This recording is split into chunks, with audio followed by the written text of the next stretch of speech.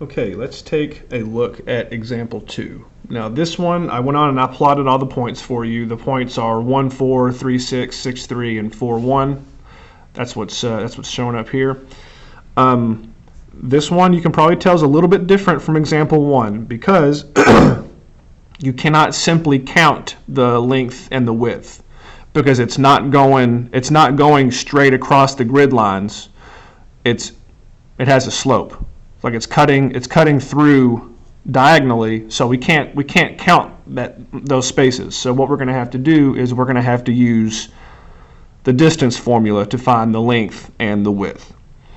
We just have to use the distance formula twice because a rectangle has the length is the same on both ends and the width is the same on both ends. So I'll just call this. I'll call that my width, and I'll call this side my length. So let's find the distance between these 2 points, and later we'll have to find the distance between these 2 points. So let's start with our width. Let's start with W. So the length of W is going to be the square root of y2 minus y1. So I'll label this point right here. I'll call this, this is point 6, so 6 in the x and then 3 in the y direction. And then this point right here is 4 in the x direction and then 1 in the y direction.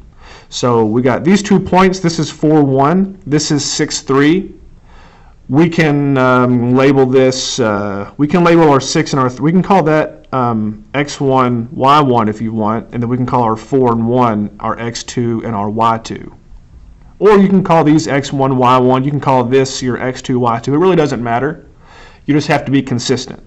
So the distance formula is going to be y2 minus y, or the square root of y2 minus y1 squared. So we're just plugging in points. Y2 is 1 minus y1 is 3 squared plus now x2 minus x1 squared. Well, x2 is 4 minus x1 is 6. And then we're going to square that. And then at the very end, we'll take the square root of everything. So the square root of 1 minus 3 is 2, or negative 2. So negative 2 squared plus 4 minus 6 is negative 2 as well, squared.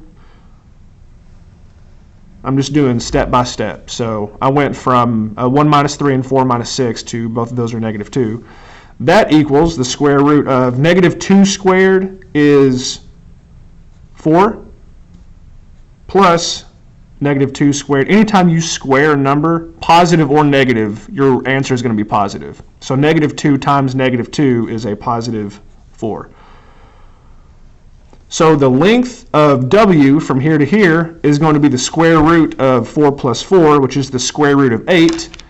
And so you can do a couple different things to find the square root. If you don't have a calculator at home, you can use your phone, just hit 8 and then press the square root button.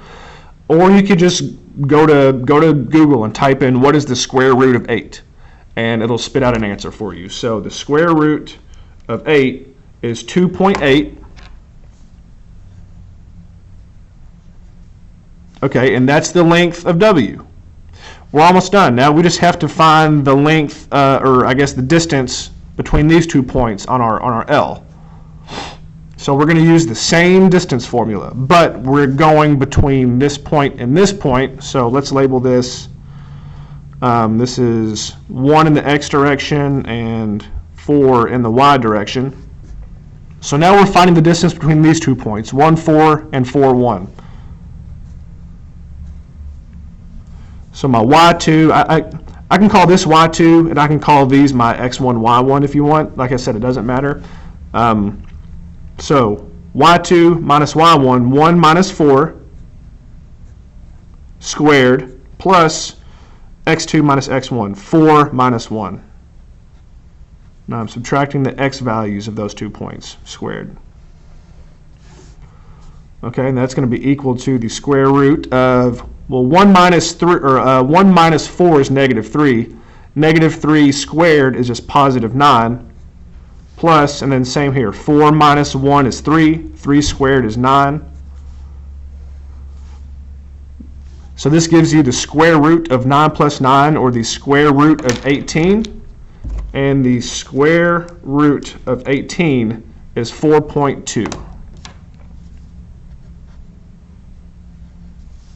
So I have my width now, and I have my length. So now we can solve for the area and the perimeter. Area is just length times width. So the area is going to be 2.8 times 4.2, and that is equal to 2.8 times 4.2 is equal to 11.76. And then units squared. Don't forget to put your units squared for area. And then perimeter is going to be 2.8 plus the other side is 2.8 plus, now I'm getting kind of off, plus 4.2 plus 4.2.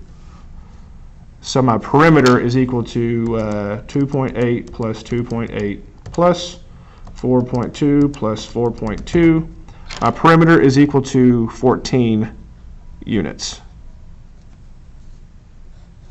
So for these types of problems, guys, when your rectangle is slanted like this, you got to use the distance formula to find the width, then use the distance formula again to find the length, and after you have the width and the length, you can solve for area and perimeter. So do the exact same process for exercise 2. You're just going to have slightly different numbers.